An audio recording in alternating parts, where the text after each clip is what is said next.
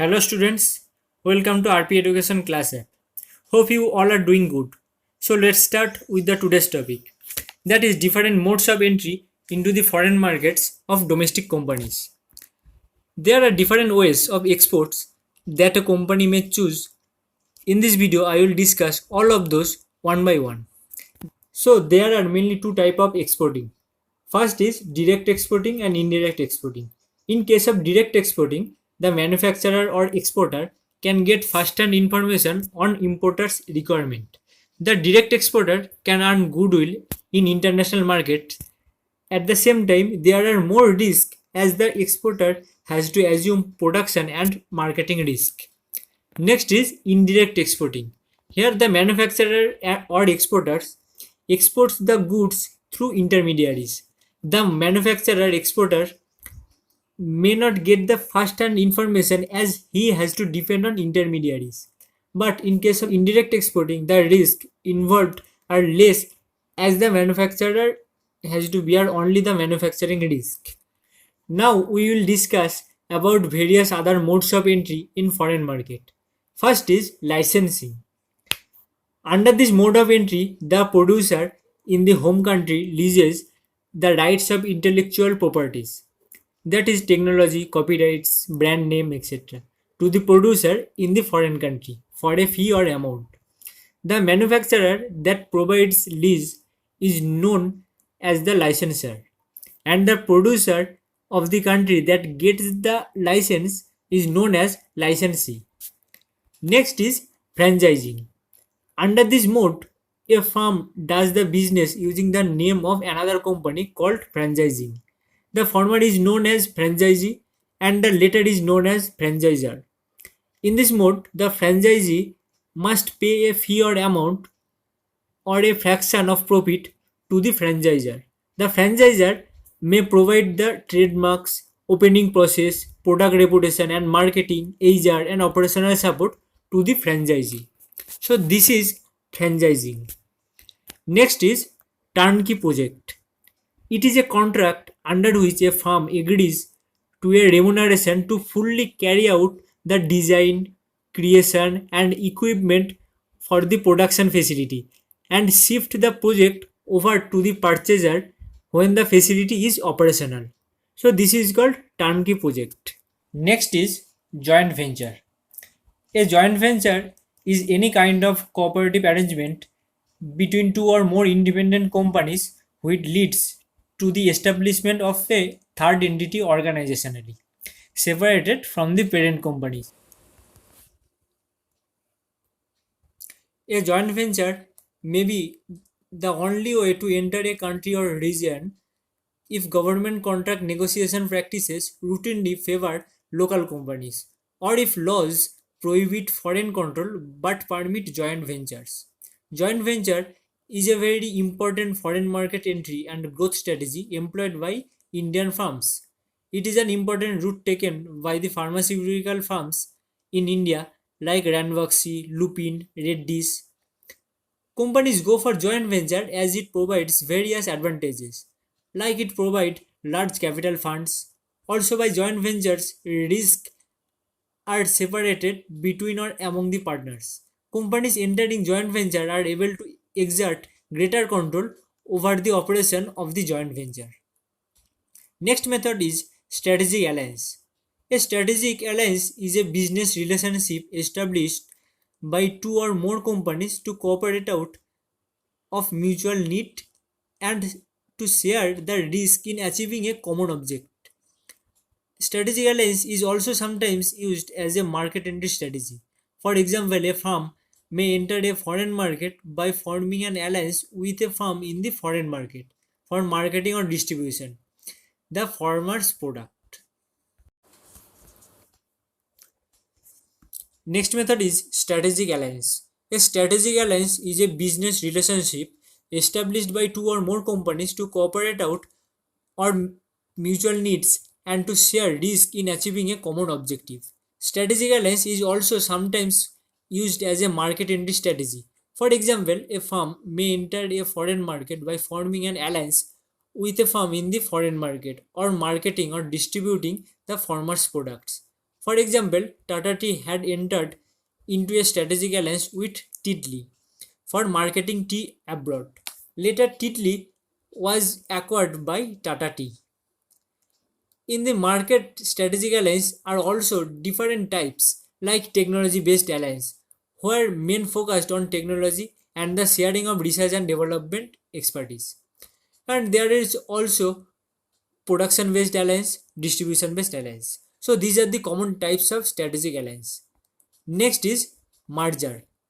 A merger is a combination of two or more organizations in which one acquires the assets and liabilities of the other in exchange of shares or cash, or both the organizations are dissolved and the assets and liabilities are combined and new stock is issued.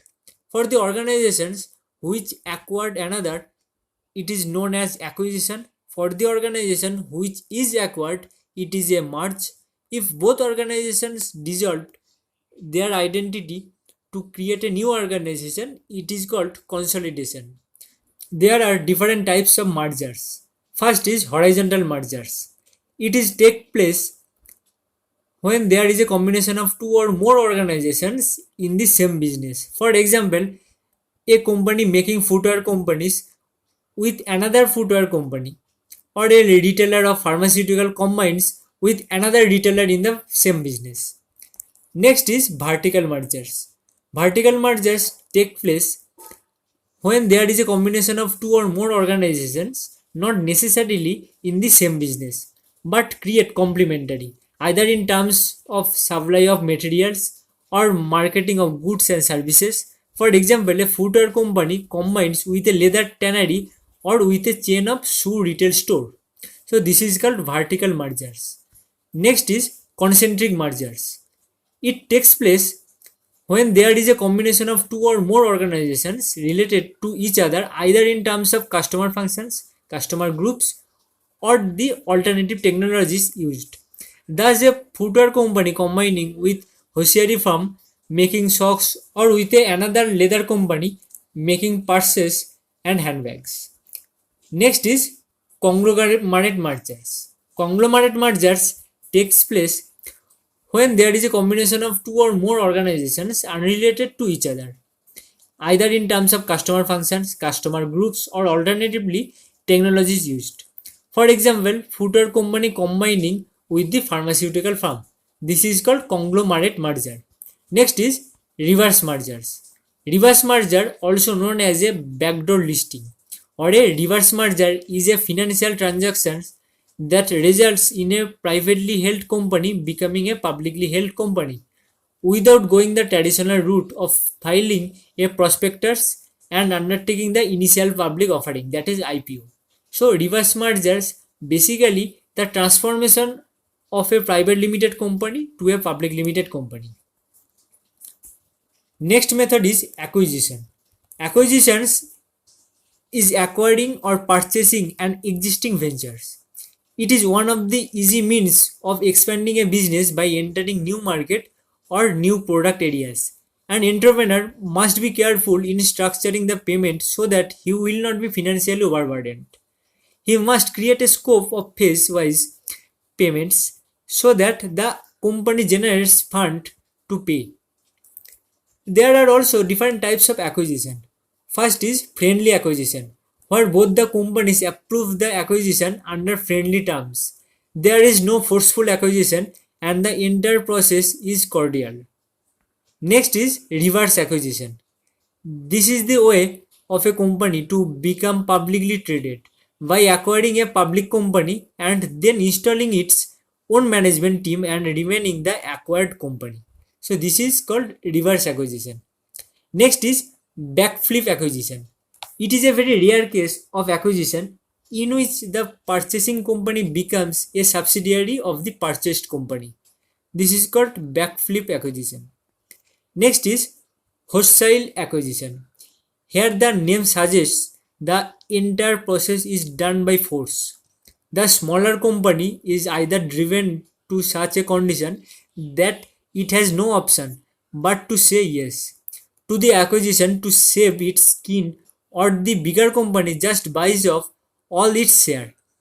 thereby establishing new majority and hence initiating the acquisition.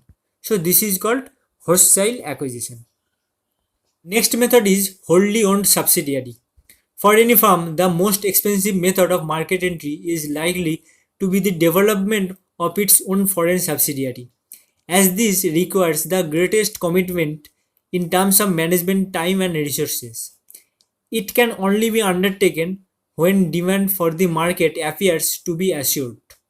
In order to have complete control and ownership of international operations, a firm opts for foreign direct investment to own foreign operations. When a subsidiary is considered to be wholly owned, this indicates that all of the outstanding common stock that is currently issued by the company is in the hands of a single holding company. So this is called wholly owned subsidiary. Next and last method is assembly operation. A foreign owned operation might be set up simply to assemble components which have been manufactured in the domestic market. It has the advantages of reducing the effect of tariff barriers, which is normally lower on components than on finished goods. It is also advantageous if the product is large and transport costs are also high, that is, in case of cars. There are some other benefits also for the firm, as retaining component manufacturer in domestic plant allows development and production skills and investment to be concentrated, thus maintaining the benefits from the economics of scale. So students, this is all about the today's topic, that is different modes of entry into the foreign markets. So it is the topic that I want to discuss through this video. If you have any doubt or queries, let me know by comment here or on WhatsApp group. RP Education is always with you. So stay tuned with us. See you in the next video. Thank you.